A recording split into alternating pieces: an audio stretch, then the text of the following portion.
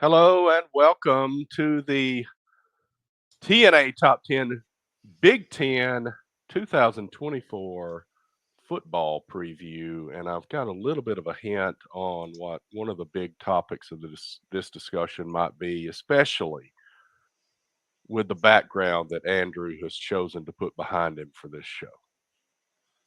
It's about that time. It's about that time, Terry. We are 13 days away from college football. Mm, the Kool-Aid is strong tonight, and I think we're going to have fun talking about the Big Ten. It's a conference of change and movement, and everything I'm seeing out of Lincoln is very, very positive for Nebraska fans. So we let will me see. get let me get this out of the way real quick. I was trying to figure out a headline. I don't know if you noticed it, but I've got Big Ten, but my IG is a 18. You know, the old Big Ten logo had an 11 in it because there were 11 teams, and then they got more teams, and now we're at 18. Yep. I'd like to see them do something with an 18 in there. That G could easily be an 8. Yeah, the super conferences. The super conferences here are getting out of hand. We've talked Yeah, about this, Terry. The SEC is huge. What's it, it may 16? be 20. Yeah, 16 in the SEC, 18, and is it the Big 12 that's got 18? 17? Does 17 sound right? 17 or 18? Yeah, everything. Oh, it was ACC had 17, and we 17. included Notre Dame. That's right. Yeah. It's So hard to keep there, up with. there is a ton of football. If you finish in the middle of the pack in these conferences, you probably aren't a bad football team, to be honest. In Right. some cases, particularly the SEC, they're still the kings of college football.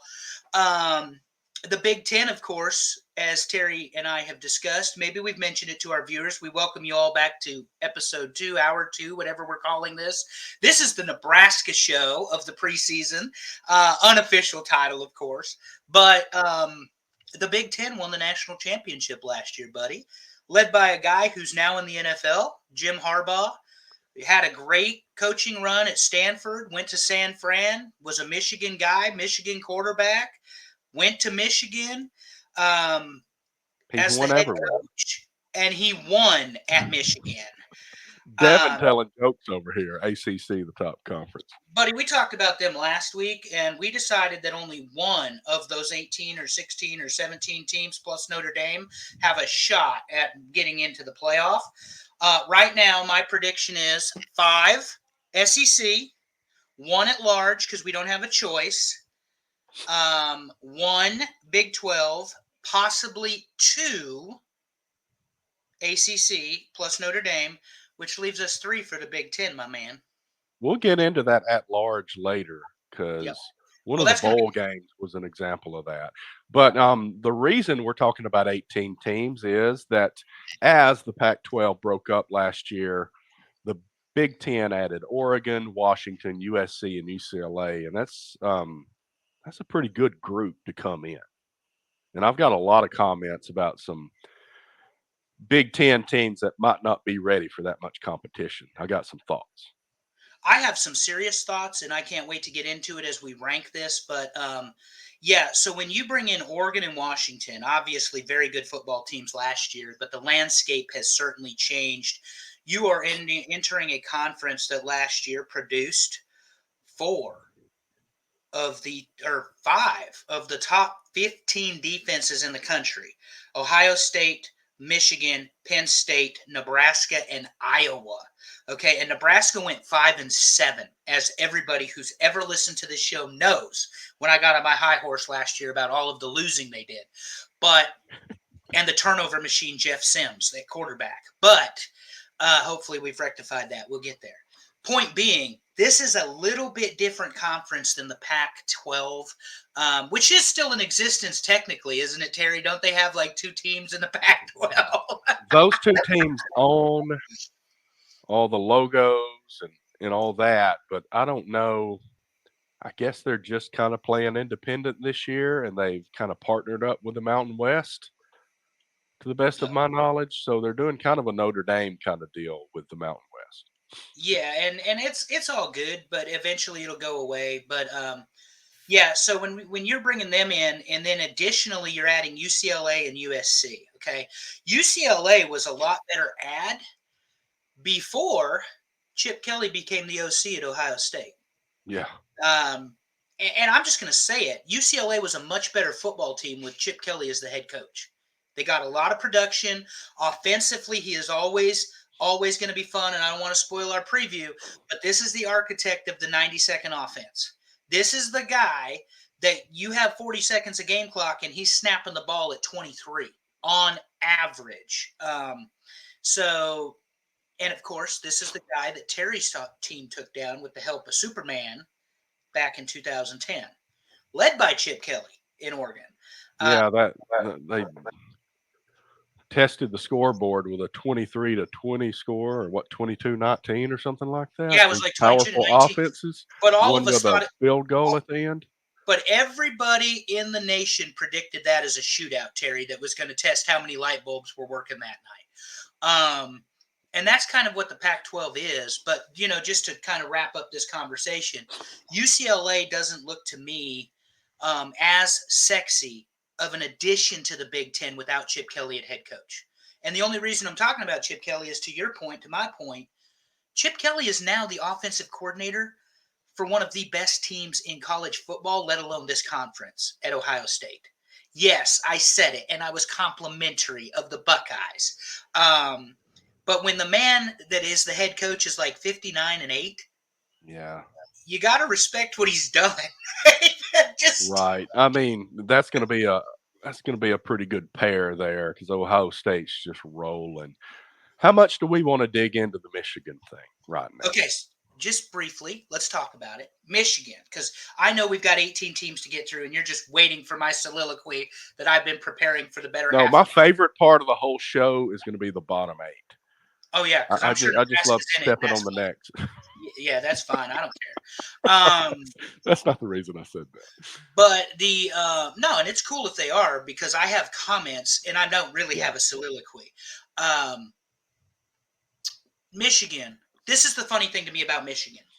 60 text messages, 7 servers.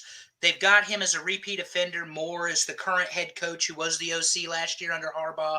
Harbaugh's banned for 4 years now from ever coaching in NCAA. Right. But Michigan cares so much about what the NCAA says. Jim Harbaugh is the honorary captain of the first game at the University of Michigan. I can't even get it out because it's so funny, but they don't care. And I told you last year at the end of the season when all this started to break, the NCAA will take that national championship. I don't now think they've got the power to do it. Yeah, because they've got a lot of irons in the fire with all of the different lawsuits and everything else going on. But 10 years ago, the NCAA would have already taken that national title from Michigan. Yeah, they're losing all their power in football. I mean, give us 2 to 3 years, they may not be a factor in the big time college football. So we'll see. I mean, we may end up having 2 conferences in 3 years.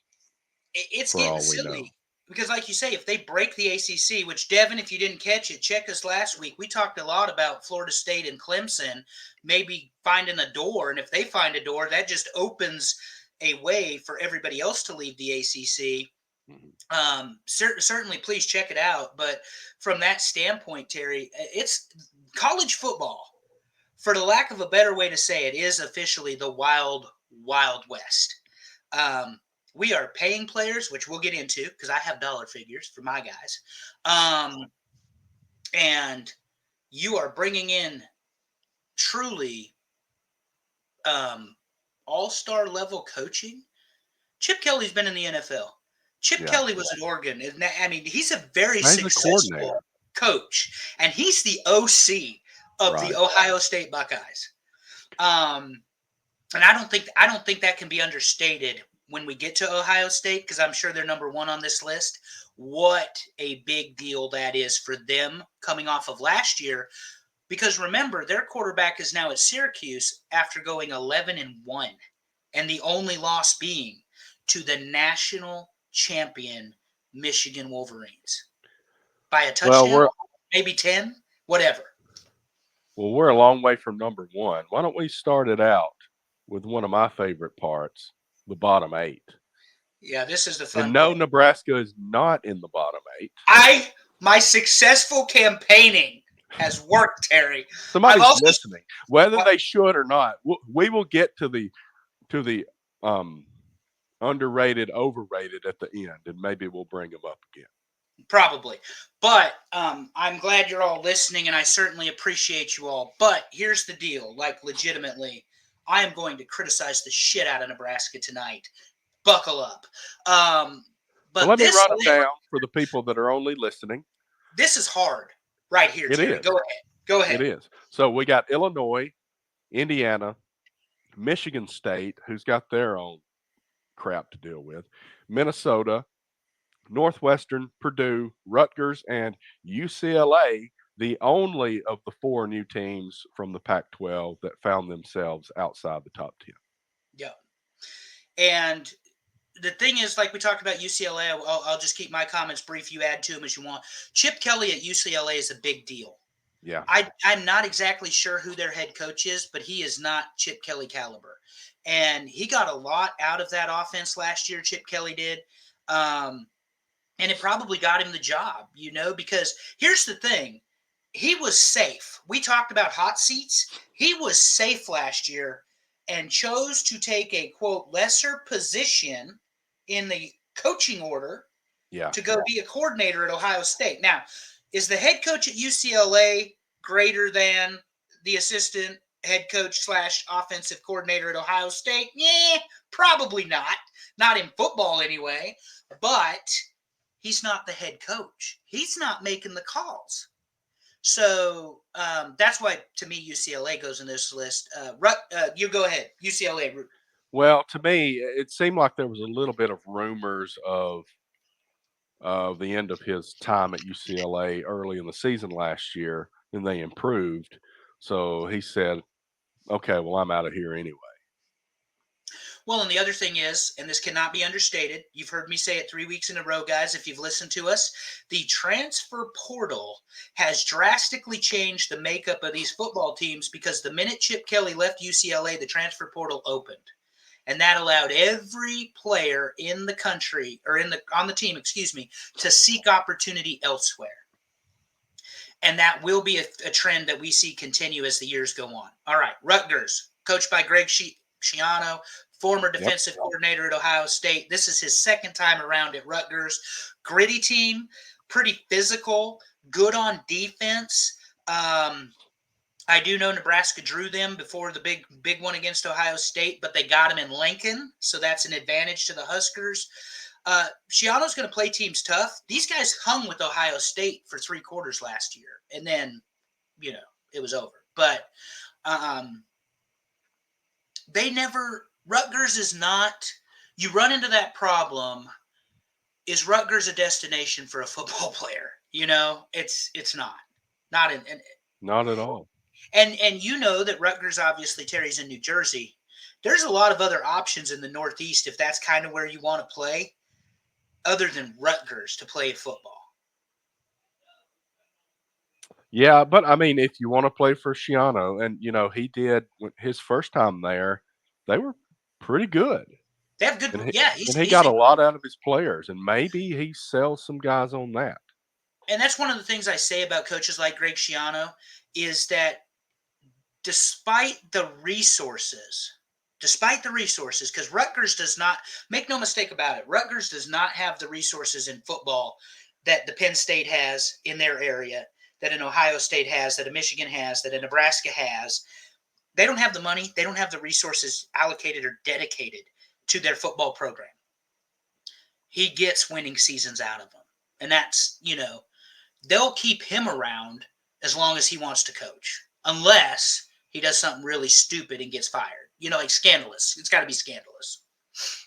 Why don't we move on to the teams that the people did like, and we'll go to number 10, and that is Wisconsin. So in 2023, headed by Luke Fickell, quarterback was Tanner Mordecai. They went 7-6, 5-4 in the conference, and ended it with a loss to LSU in the ReliaQuest Bowl.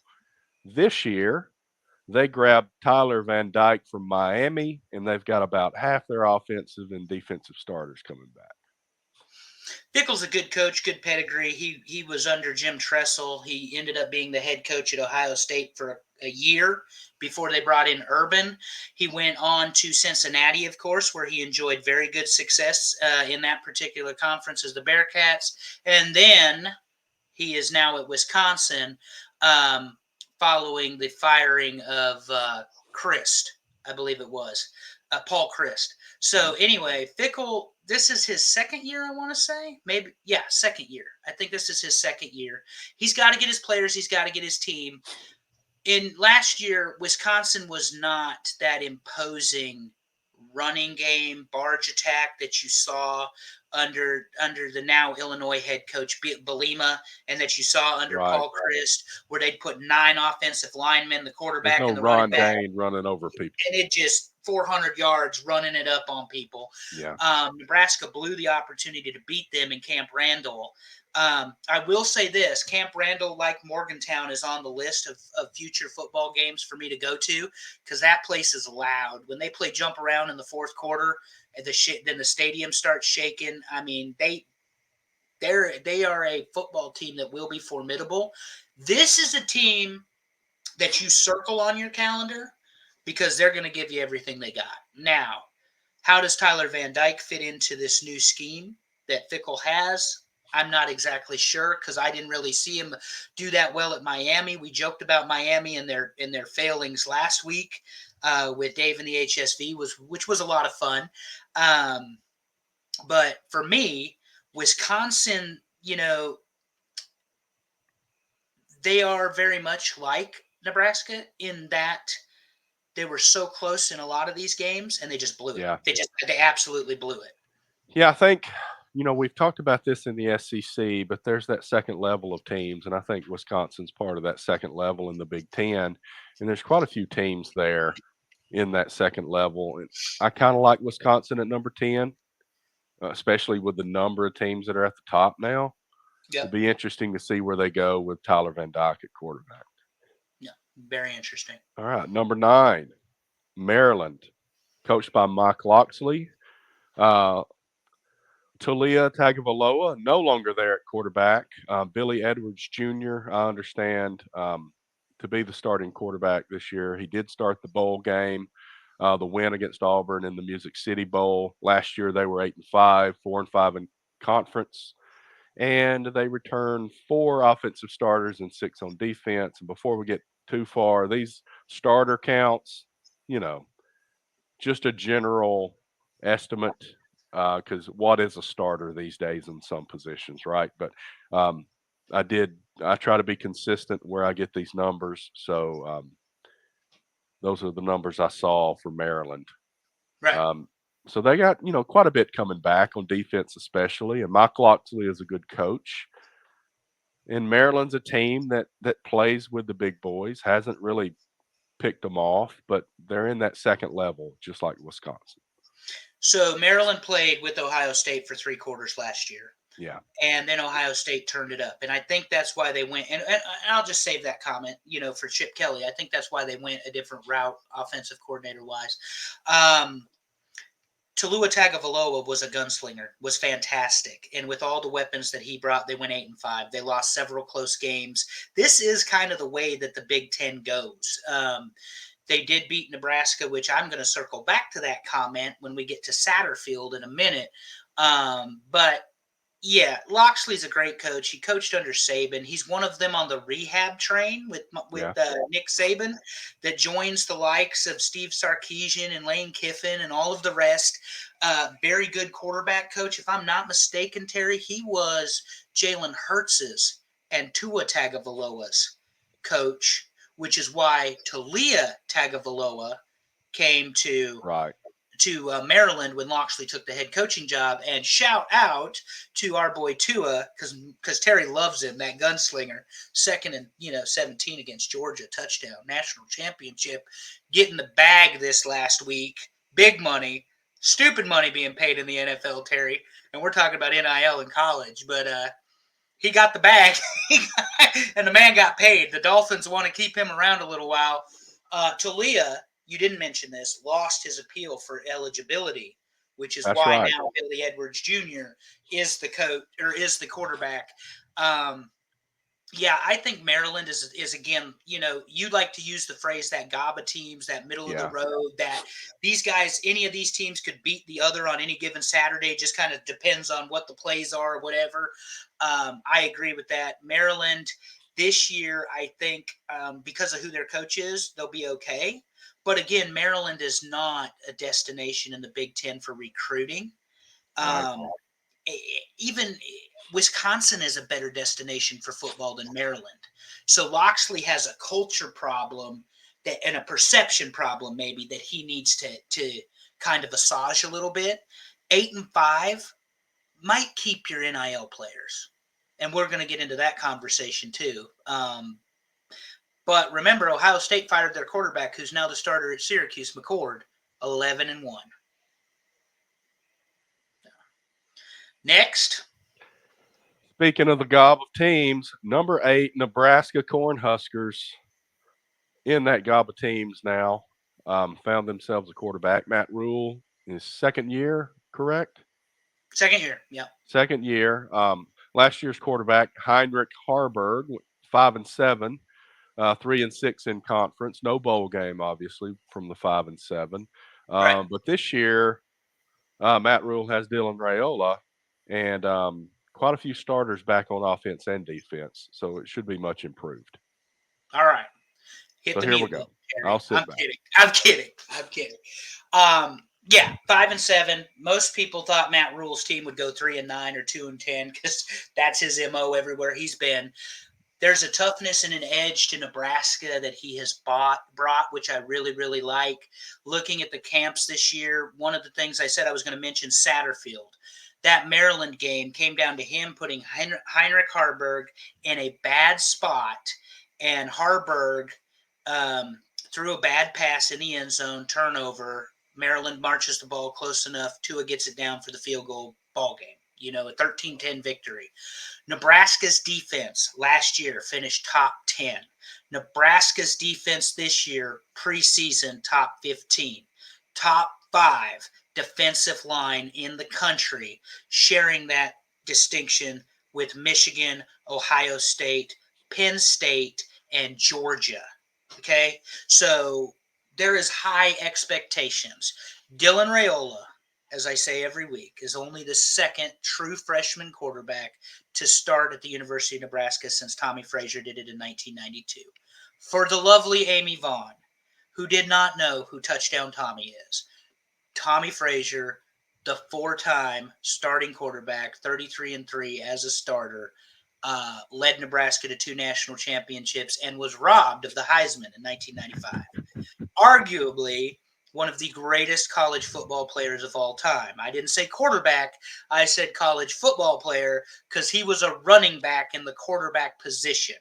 Yeah, I don't know that it's arguable. I mean, who's arguing against that? Well, the argument is that he wasn't one of the greatest quarterbacks of all time.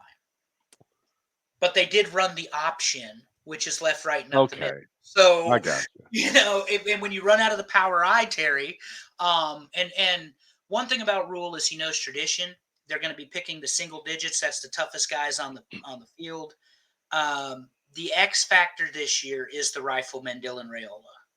He has got a pedigree, a natural ability about him that Nebraska flipped him from Georgia. And when Nebraska flipped him from Georgia, he went from being the number 1 quarterback and player in the country to being the number 2 quarterback in the country. So the press still playing their little games with what perception is. It doesn't matter. He's a fantastic quarterback. And I never thought I would say this, Terry, but Nebraska will now be a passing team because of who the quarterback is. But they still want to run the ball. So real quick, to wrap this up. They got 4 running backs in position to be the starter. They haven't named the starter, but they've got 4 running backs in position. The left tackle blew out his ACL last Monday. He is not available for the season. Ooh. The polar bear, Nasmaker, that wrestled heavyweight at 285 is back to 315 pounds. They have a freshman defensive lineman that came in at 250 and weighed in the other day at around 290, all muscle and all man. So they're doing the right things. They're flipping recruits. They just flipped Oregon's recruit, 4-star recruit coming to Nebraska, and they're in the running between them and Tennessee for David Sanders, the number one offensive lineman in the country. And you know why that is, Terry? Why? Because 1,000 people showed up at Memorial Stadium to greet him when he came for his campus visit. That's why. And that's why this year, predictions for Nebraska, they will break 400 consecutive sellouts. They are sitting at 396 since 1962. Right. That record will never be touched. And that record will never be touched because, as the gate says, through these gates pass the greatest fans in college football. And that's through every entrance gate and Memorial Stadium for Tom Osborne Field. So Nebraska has a very good opportunity. They have people that believe in them. The fan base is rabid and has not been this excited for a quarterback since Eric Crouch was the trigger man at Nebraska. And he was pretty good, Terry. Somebody told me he won the Heisman. He did. He won the Heisman. But just to wrap all that up, Nebraska is all potential. Mm-hmm. They don't clean up the turnovers, and they make the same mistakes they did last year. They cleaned up the penalties, but if they don't clean up the turnovers, that turnover margin was plus 12 or 14. It cost them ball games. Or minus. It was minus. They were Nebraska's on the losing end. You understand what I'm saying? For right. The ratio. So I think we would say Nebraska minus 14. Mm-hmm. They were not winning the turnover battle. They were turning the ball over. The quarterback, Jeff Sims, turned the ball over against Minnesota 4 times in the opening game. Not a great way to start. Now, they get UTEP first. I believe it's UTEP. Hold on. I'm going to run the schedule real quick. UTEP, Colorado, Northern Iowa, Illinois, Purdue, Rutgers, Indiana. That's 7 games. The only game in question for me is Colorado. Is Nebraska 6-1 or 7-0 going into Columbus to get that ass whooping for 50 points? Because that's going to happen. Nebraska will lose to Ohio State in Columbus, and it will be ugly. Bowling shoe ugly. But this is going to be a team full of piss and vinegar, and you don't want to play them. They're going to beat Colorado under the lights in game 2, and then they're going to beat Iowa just to do it at the end of the season.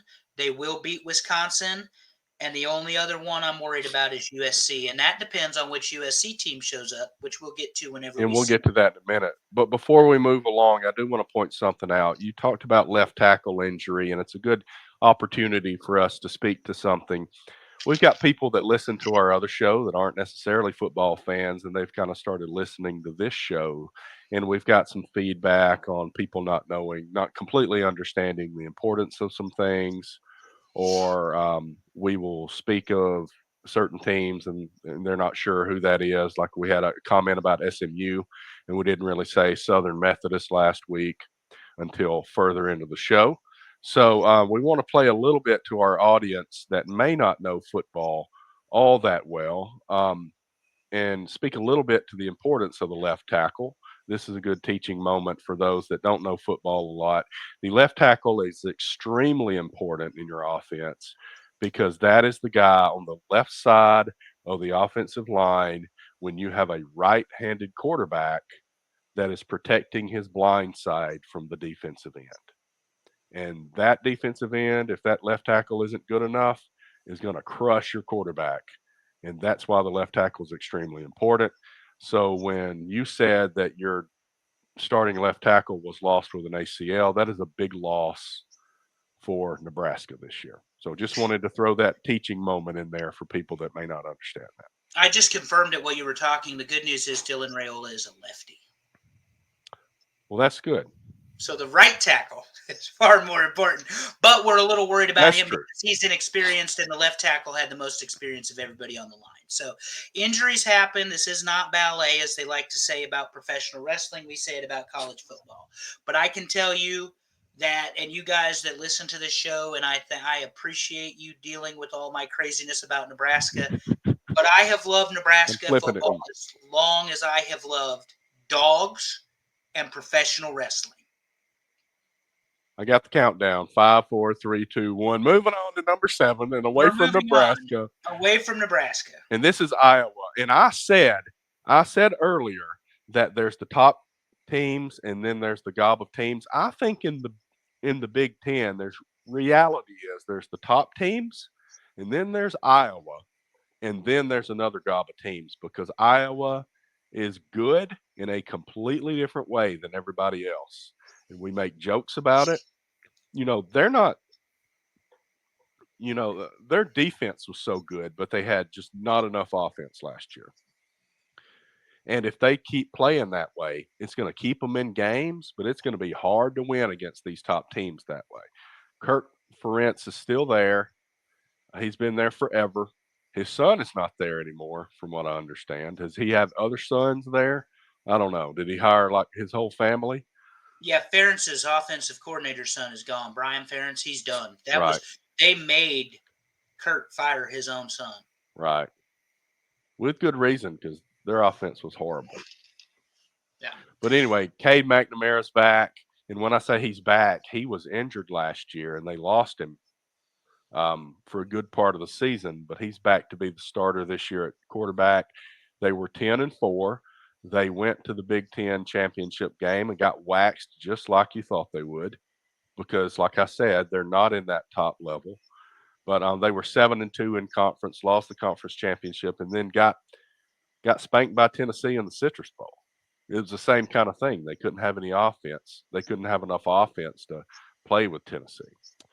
No, and the problem is for Iowa, two things, Terry. Number one, if you get up 14 points, it's about a runaway. Yeah. As long as you don't turn the ball over, because Iowa cannot score. Cade McNamara apparently had an awful live scrimmage this past week. Fumble, interception, sacks, not good. So the rust might be there. From an injury, that happens. We'll get into the predictions and where I classify Iowa soon enough. Right. But they do have a lot of guys coming back. According to the numbers I saw, 9 on offense, 8 on defense. But as somebody said before, I believe it may have been Cole Kublik saying the entire offensive line's back. He's like, well, they sucked last year, so why is that a good thing? Right. Yeah, and that's the bad thing is like especially with Iowa, they are grinded out tough. This is a top 15 defense all day long. They like to run the ball. They like to grind you down. They like like Novocaine and alcohol. Eventually, it's going to work. The problem is, like we saw in Tennessee, the Tennessee Citrus Bowl. Tennessee jumped up to a big lead, and there was no return for Iowa. Once Michigan in that Big Ten championship game was up 3 scores, I turned the channel because the game was over. When you've got the number one defense in Michigan, playing Iowa, which was like the number 2 or 3 defense in the conference, it won't going to happen. It won't good. So anyway, Iowa have I will save for predictions, but Ferentz is in like his 25th year. I mean, he's been there. He's been there forever. He's one of the most tenured coaches. He's like our man out of Utah that's been there forever too. And Ferentz has been at Iowa longer than the coach at Utah. Whittingham, yeah, Kyle Whittingham, yeah. So anyway. All right, let's look at the top teams. Number 6, Washington. A little surprised they're so low here. They did lose Caleb DeBoer from Kalen. I put Caleb, my fault. Roll Tide. I was in a hurry, I guess. Kalen DeBoer, that's not a shot from an Auburn fan. That was just me accidentally typing wrong. Quarterback last year was Michael Penix Jr. He is gone. Jed Fish is in now with Will Rogers at quarterback. And Will Rogers, that's an interesting quarterback choice for Washington this year. Will Rogers, the leading passer in Mississippi State football history, is now at Washington. Went to Mississippi State with the intention of playing with our man, old Mike Leach, That's the right. architect of the air raid. I think Will Rogers would have fit much better at Washington with Kalen DeBoer, Yeah. not Jed Fish. Jed Fish coached Arizona last year. If you all remember, Terry made a map, and we tried to keep up with all the transfer portals in and out, in and out, in and out. Yeah. I was very hard on Washington last year. I thought they were overrated, and they exceeded our expectations week after week after week. I will get into it with the predictions. I think 6 is awfully high for Washington in the Big Ten. You think it's high? I think it's high. Mm. 0. Look at the numbers. Yeah, I was going to say. Defensive starters. And this ain't the Pac-12, baby. This is the Big Ten, where you're going to face 5 of the best defenses in the country. So I will say this. I did not run this down at the beginning, but 14-1 overall last year, 9-0 in the Pac-12, and lost the national championship game to the national champions, Michigan. And here's the thing. Their quarterback and all 4 receivers are NFL players. Yeah. So when Terry says that there's no offensive starters returning, it's because they're all playing on Sunday. Right. You would have thought there would have been a left guard or something. They were that good, though, is my point. And speaking of, Terry, because you said line, and let's just mention it here to frame the arguments properly, they have no starters returning, and they were considered to have one of the best offensive lines in the country last year based on Penix's ability to complete and throw the ball. So no sacks, no negative plays, that sort of thing is what I'm getting at. And Michael Penix Jr. was a beast, and I don't know that Will Rogers will be, but we'll see. The only thing to caution about Will Rogers is this his 3rd offense or 2nd offense in the last 3 years? I think it's. Did he stick around for Zach Arnett there at Mississippi State? He was there, but I think there was some disagreement. I think he thought one thing was going to happen. I think that he stayed with the idea that the offense was going to stay the same, and then they changed it. Right. Okay. If I remember correctly. That sounds right. But my point is, this is the 3rd offensive scheme in as many years that he's going to have to learn. Yeah. And that matters. That matters. It does. So, top 5 of 18, Terry. Let's hit it. All right. Let's look at number 5, and I will correct the spelling of that before I put it out on YouTube. You better. Lincoln Riley's USC Trojans. They no longer have Caleb Williams. Miller Moss is the quarterback this year. Last year with Caleb Williams, they were 8-5 overall, 5-4 in the Pac-12, and they beat Louisville in the Holiday Bowl, even without Caleb Williams. They're not returning a whole lot on offense or defense either, but they're USC, and they're coming into the Big Ten, and yeah, I don't know. I don't know what to expect from this team. This is a team I struggle to rank, honestly. This is a team that, out of politeness, I ranked ahead of Nebraska because they've had a lot more success in recent years. If this team was still coached by Pete Carroll, I would think this was a sexy get. 5-4 conference record after being ranked as high as 5 last year nationally. USC went off the rails, and when they did go off the rails, it was bad. And there was one reason why, Terry, and they ain't fixed it. Defense. Yeah, it sucks. They do not play defense at USC.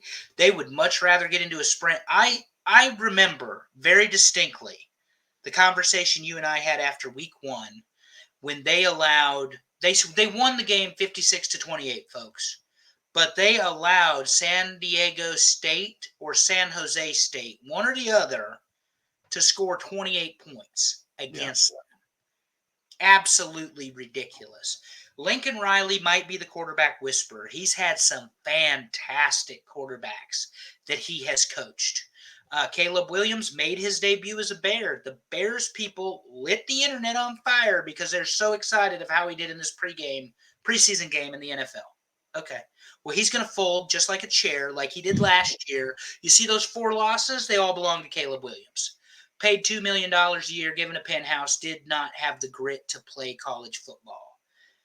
Lincoln Riley might be trying to assemble super teams offensively, but this is the Big Ten, and you're going to run into a buzzsaw when you play some of these teams, and it's not going to be pretty. Yeah, I have a hard time putting the SC above Washington. That's kind of the reason when you said you thought Washington was a little high, I knew SC was sitting there, and I'm like, I don't know. I don't know that I felt Washington was a little high just based on that. I ranked them very close, but I don't remember my exact ranking. Maybe I took a picture of it. But go ahead, Terry. I did not. Number Anyway, number 4, Oregon. And I believe this is a little low because I believe they're much higher than this. Dan Lanning coming back. He no longer has Bo Nix, but he does have Dillon Gabriel, which is a very interesting combination for Oregon. 12-2 last year. Both losses were to Washington. 8-1 record in conference in the Pac-12, and that does not include the Pac-12 championship game. Did they play in that? Anyway, but they did against Washington, and they lost, and we sat there and watched it in Atlanta. That's right. Golly, once again, me not remembering stuff that they lost. Yeah. But then they put it on Liberty in the Fiesta Bowl, and this is what I was foreshadowing earlier.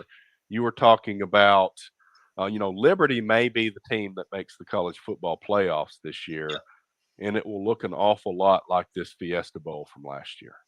Yeah, and that power group of 5, that's a stupid rule. You want a playoff, pick the best 12 teams. That is not the team. Anyway, that's a rant for another day. Who the hell thought that Oregon is going to finish 4th? It's going to be quack, quack, quack all the way to the playoffs. They will have 1 loss. It will be in a 1-score game. It will be against Ohio State, and it is one of the early games in the season. Dan Lanning knows how to play defense, knows how to coach defense. He learned under Kirby Smart and Nick Saban. Pretty good pedigree. He's a risk taker and a gambler. Maybe not so much this year, Terry. Maybe he kicks those field goals instead of going for touchdowns. Dillon Gabriel, starting quarterback out of the University of Oklahoma, where they know how to play offense. So in the Big 12, this is almost a tragedy that Oregon is ranked so low because Michigan is above them. And I'm about to get on my damn soapbox about Michigan here in a minute. Oregon's number 2 in the conference. They're going to finish number 2 in the conference. They're going to the Big Ten championship, and they're going to the playoff. It might be in a 10, 11, or 12 spot, but they will be there. So you said you're going to rant about Michigan. Let me flip this to number 3. Number 3, Penn State. James Franklin. I'm really going to rant about Michigan. Okay, go ahead. James Franklin has not won a big game at all. And Drew Aller is back at quarterback. They were 10-3 overall last year, 7-2 in conference. Lost to Ole Miss. Pretty good margin, I believe, in the Peach Bowl, if I remember correctly. About half the offense and half the defense coming back.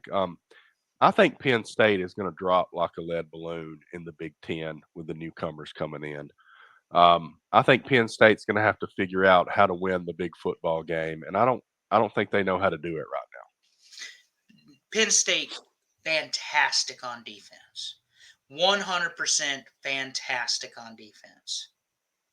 Not good on offense. Drew Aller, in the big moments against Michigan and Ohio State last year, had the opportunity. We had him ranked, Terry, if I'm not mistaken, those 3 teams were in the top 5 out of the Big Ten last year at one point in time. You go to Pennsylvania, go to Penn College Station, Michigan takes the win there, and they made it look easy, and that was without Harbaugh. Moore was the coach for that game because of the suspension. We'll get to our predictions, but Franklin is one of them. Drew Aller, if he hasn't improved to be able to hit the clutch moments in the big moments when they matter, I agree with you. This could very easily be a 7-5, 8-4, 9-3 Penn State team. Yeah. Very easily, with arguably one of the best defenses in the country. Right. But if you can't score, it doesn't matter how good you are. And on top of that, James Franklin has got the voodoo working against him because, to your point, Terry, he has not won a big game in a decade. I think he's beat Ohio State one time, and it was in 2016 or 17. Somebody help me out, or I'll Google it or whatever. But Yeah. I mean, it's been a long time, and Michigan has just had their number. So anyway, so go ahead with number 2 is Michigan. Number 2 is Michigan. Jim Harbaugh no longer there. Sharon Moore is now the coach. J.J. McCarthy is gone at quarterback.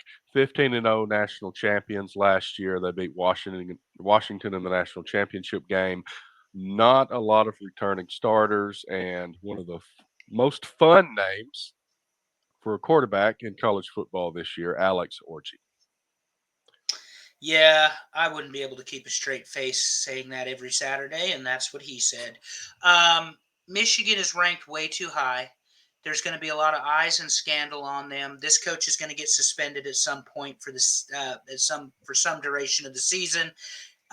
Orgy is an unproven prospect. J.J. McCarthy was a fantastic game manager, which Michigan is very good at producing, be that Brian Griese, Tom Brady, whoever. There's nothing wrong with being a game manager. It means you don't make mistakes. On the other hand, they don't have this big bowling ball named Blake Bortles to set up second and short. And that's what we saw them do against Washington in that national championship game, Terry. Run, run, run. And Bortles just took the game over at some point. Michigan's too high. They're too high. They're going to lose to Ohio State. They're going to lose to Texas. They drew Texas as their non-conference game. They're going to lose to Texas. They're going to lose to Ohio State. If they drew Penn State, that one's a toss-up.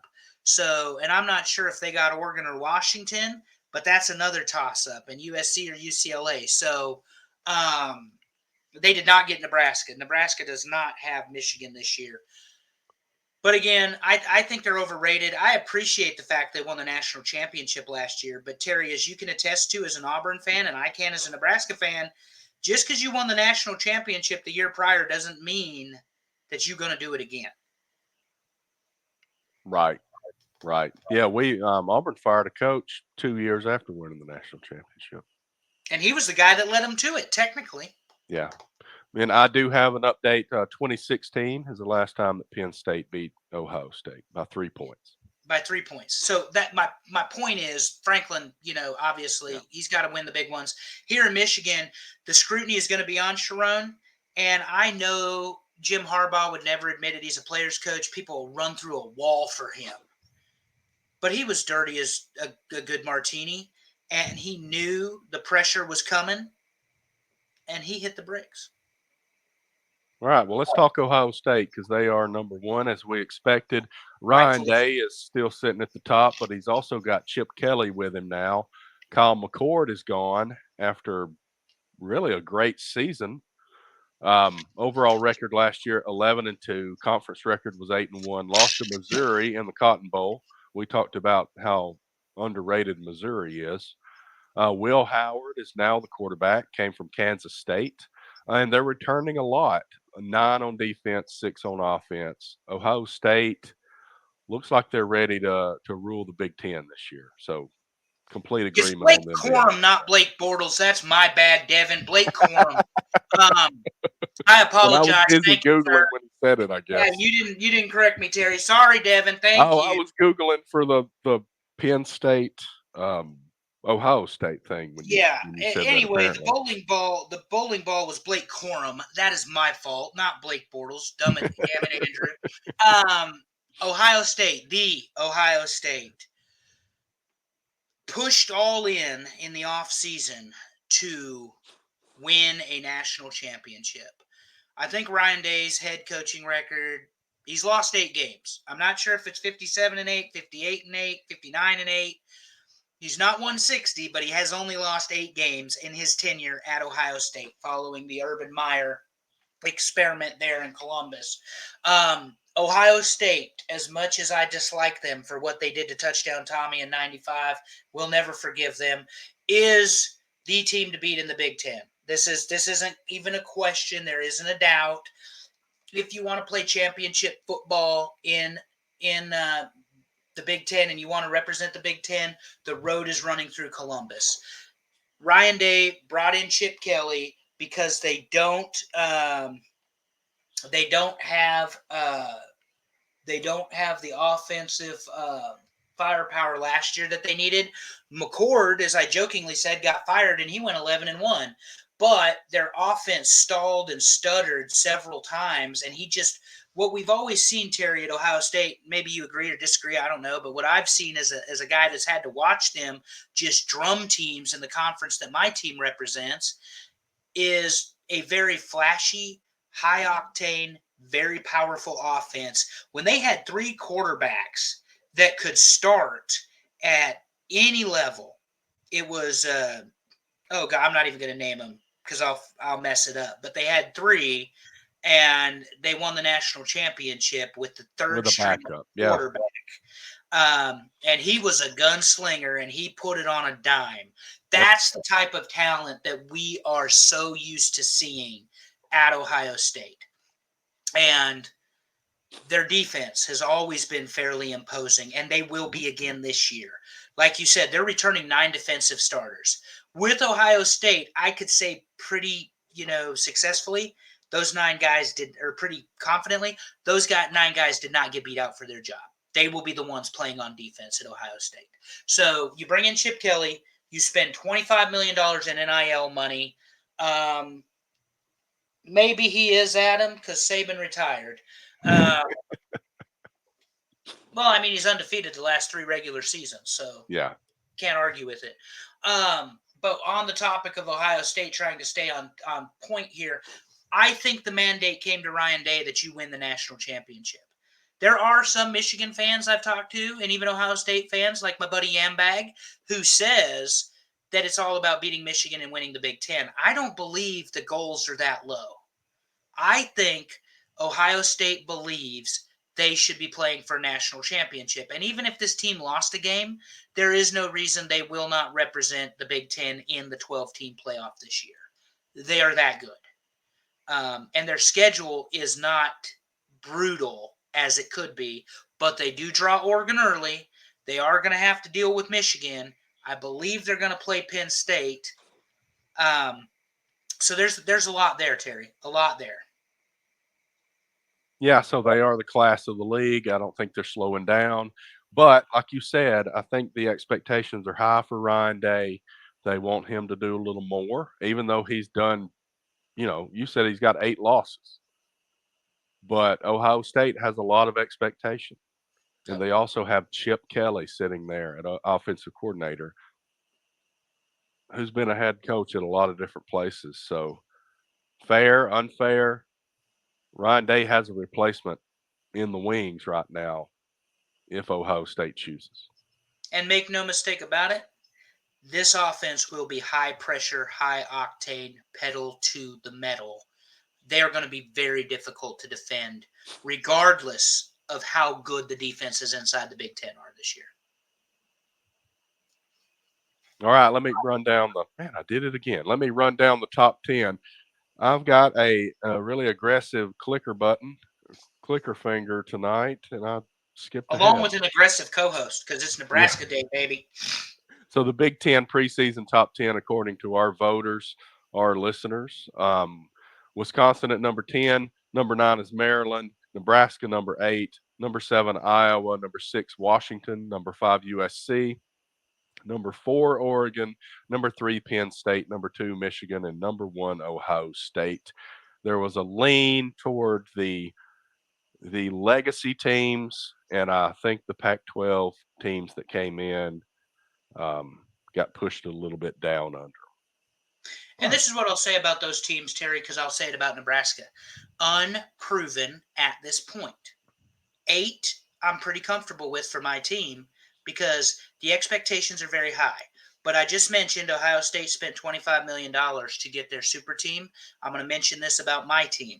They spent $1.8 million to bring Dylan Raiola to Lincoln, Nebraska. 5-7 doesn't keep Dylan Raiola in Lincoln, Nebraska. That's right. And my team's bringing guys in, and if we get one more season of excuses, then those guys you bring in, they're not staying. That's how this works. Yep. They want to be a part of a winning program that's moving forward. Correct. We're going to So do some predictions. We are going to do some predictions. Same questions as always. This is our final of the 4 conference-specific preseason shows, so we'll run it down. This is the final one because Michigan won the national championship last year. Next week's show, we will do some kind of predictions. I don't know what the questions will be. They'll be a little bit different because next week we'll do a college football wide preseason show, and we'll have a preseason top 10 and that sort of thing, and we'll get things rolling. But let's go through the same questions we've been asking. Which 2 teams go to the championship game? I think we both already answered this question, and who wins? Ohio State, Oregon. Ohio State with the victory. Yeah, and I'm all over the same thing. Ohio State beats Oregon. I think Oregon's a good story, but I think Ohio State's just steamrolling this year. Yep. All right. So we've talked about the number of teams from the Big Ten we think that might make the playoff. How many teams do you think make the playoff, and which teams do you think they are? I'm going to say 3 teams make the playoff from the Big Ten. Oregon, Ohio State lockdown. And I don't know that Michigan will be able to do it this year. Who do we have, Terry? We've got. Let's see. We got Ohio State, Oregon, Penn State, Michigan. If we want to extend it out a little bit, who am I missing? Iowa, Washington. Iowa, Washington, USC. Yeah, USC's not making the playoff. I think a 2-loss Michigan team could make the playoff. I'm going to guarantee 2 from the Big Ten, being Oregon and Ohio State. Okay. And I know that's a big word, but I mean they're so good. I think Ohio State's just going to have that extra that Oregon isn't going to be able to overcome.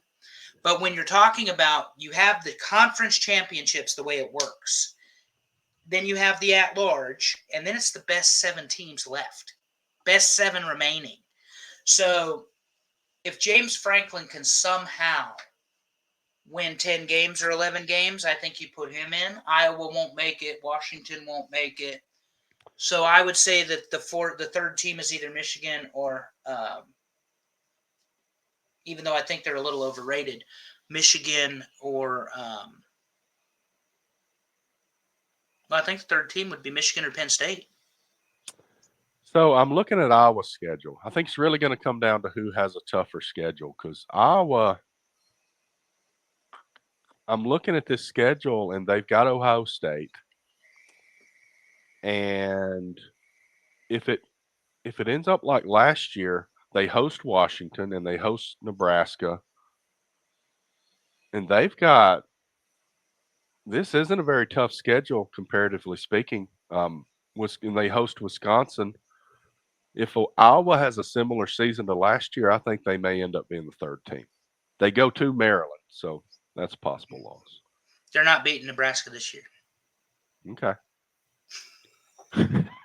So I will say I'm with you. The definite ones are the 2 we said would go to the championship game. That's Oregon and that's Ohio State.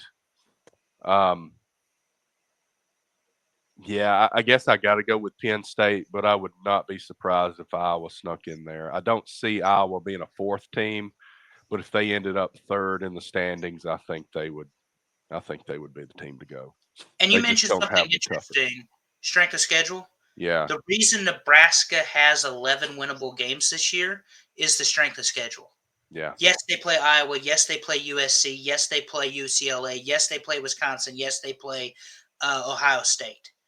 Ohio State's not a winnable game, but the other 11 are. And the other thing that, Terry, that we didn't mention, those 4 West Coast teams are traveling Big Ten country and That's vice true. versa. There's going to be a lot of travel in this particular football season in this conference, and that may actually end up being an X factor in these football games. Home field advantage all of a sudden might be even bigger than it has been. It's true. There's no telling. I mean, that's a long way to go. We talked about it with the ACC having teams on the Pacific Coast, which is kind of a joke in itself, but it's going to be the same thing. That's the one thing the SEC has done as they've expanded. They've pretty much kept it pretty tight geographically. Even if you want to argue that it's not the Southeast, it's connected to the Southeast at least. So the SEC has won this expansion from that perspective. But let's Agreed. keep going to the questions. I'll save the coaches fired toward the end. Which teams are overrated? Not necessarily just on our poll, but which teams do you think are generally overrated? Penn State, generally overrated, but because they're Yeah, going to have a great defense, but they can't finish. That's what they need to be able to do is finish. Penn State, I'm going to put on that list. Washington, I'm going to put on that list because the expectations for Jed Fish are very high because of what they did. Yeah, Devin Dowling is right. Traveling east is a big problem, and yeah, traveling into the winter is going to be interesting for a couple that's of those true. teams. Because in Washington, even it snows, yes, but not in Seattle, and that's where they're based out of. Anyway, um, Penn State overrated. Iowa is an overrated football team. They get more wins than they deserve. Let's put it that way. It may not be overrated, but they get more wins than they deserve. And it doesn't look like it's going to slow down because you look at their schedule. Their schedule There's favors them. no way they don't win 9 or 10 games. No, and I think one of the things, if you want to say just an underrated team potentially this year, is Michigan State. But it depends on how big a shit show that ends up being from last year with the sexual harassment scandal and all that with Yeah, Mel Tucker. Jonathan Smith coming in from Oregon State did a great job as the he head did. coach there, but he had a quarterback in DJ that our man Dave in the HSV is extremely high on, even though he got fired from his Clemson job, as we discussed last week. But it depends on how they handle all that scandal and fallout at Michigan State. Michigan State's got a lot of resources, a lot of facilities, used to winning a lot of football games. I think Wisconsin is generally underrated. And the reason for That's that true. is because they're not the Ohio State or the Michigan, and they've been down a little bit. But remember, this is Running Back University in Madison, Wisconsin. These guys have produced some very good football players over the last decade or decade and a half. And then I don't want to say that I think in the conference at 8, Nebraska is where they belong. But the expectations are so high. Yeah, Now it's time to nut up. Now it's right. time to deliver because again, 6-6 doesn't keep the number 2 quarterback recruit in the country, let alone all those guys that have committed to come play for you. Because as we've seen, Terry, forget Nebraska, you talk about every other football team, they're flipping left and right based on what they think or what they're told is going to happen in the upcoming season. I So think that's going to be a common storyline now in college football because you're going to get programs that start bringing guys in. But the deal is you got to win football games on the field. It's always going to come down to that. And if you can't do it, then you're going to lose those guys. yeah, and you and I highlighted it, but I mean, it has worked out to his advantage. Arch Manning is an example. Patiently sat as the number 3 quarterback last year. The 2-man is gone. If Ewers does not deliver at the University of Texas, it's Arch's time. It They is. did not want to burn a red shirt on him or, burn him with by That's letting him play too much. And it was a smart decision from Sarkisian, and he convinced him to stick around. They made the playoff. They did the things to sell him. Arch Manning is a fantastic quarterback by all accounts. But the first opportunity that comes, he's going to seize it. And That's what you have to do at this point in college football.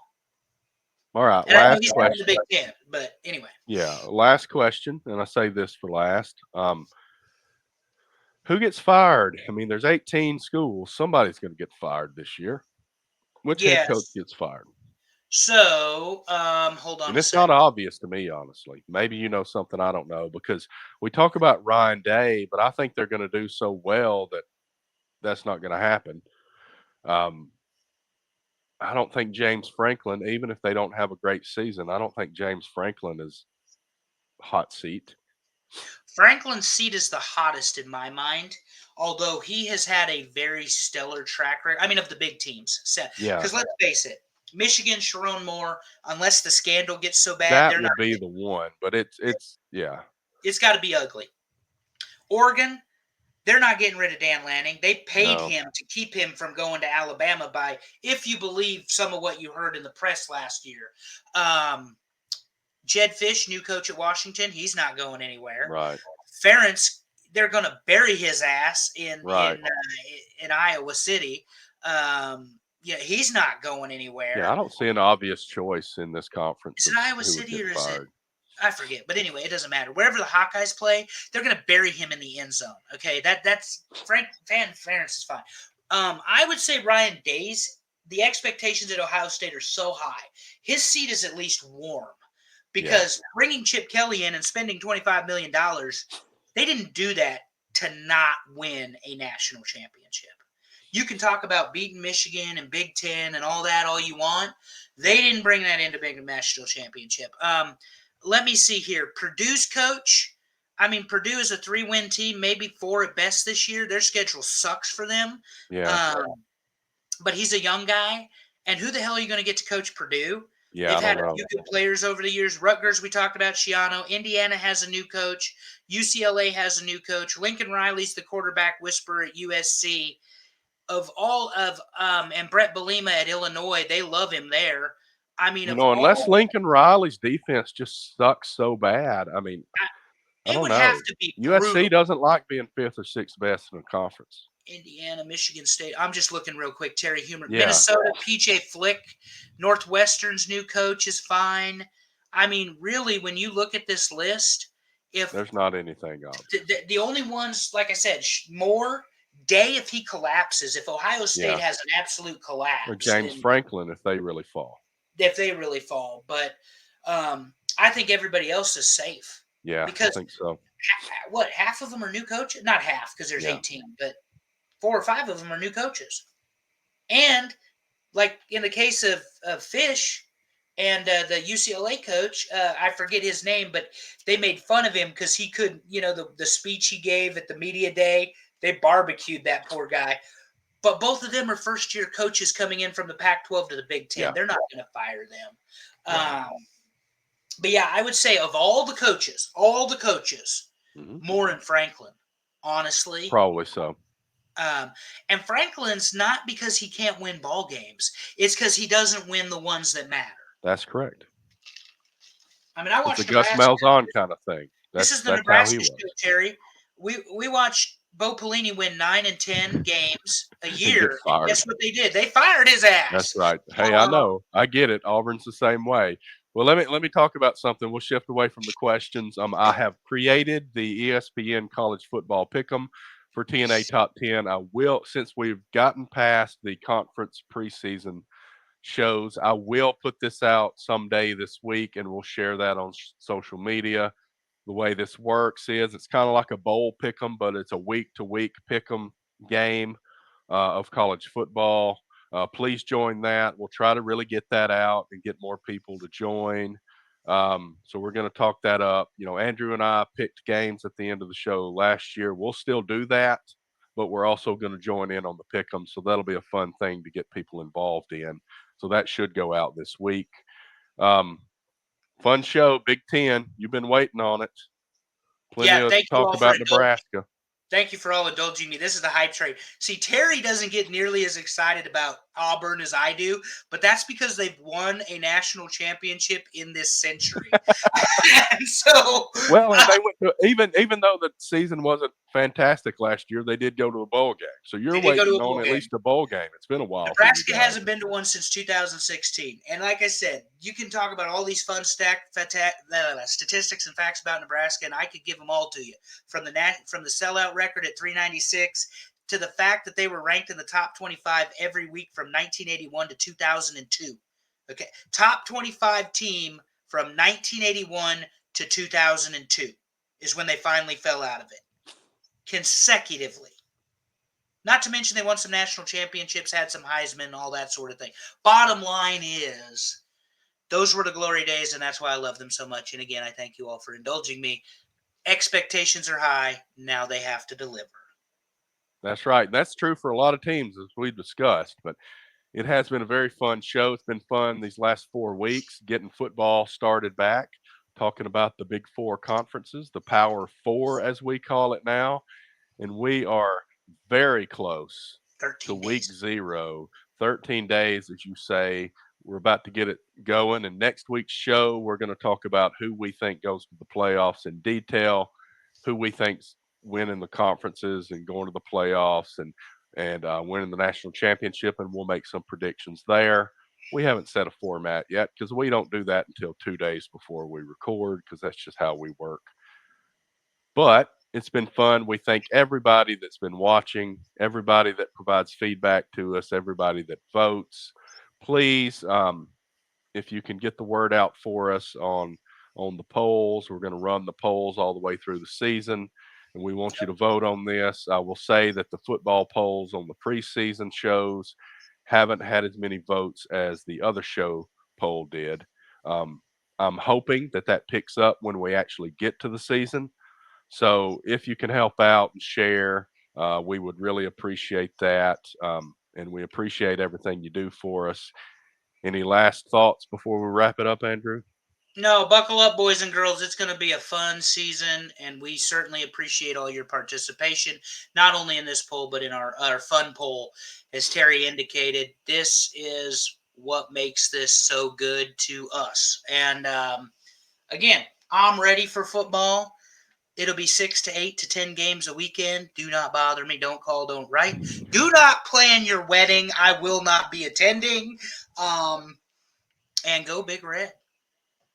All right. Thanks, Andrew. Thanks, Allison, behind the glass, as I say, helping us out as always. And we appreciate everybody that listens. And one final thought, as always, be a champ this week in everything that you do.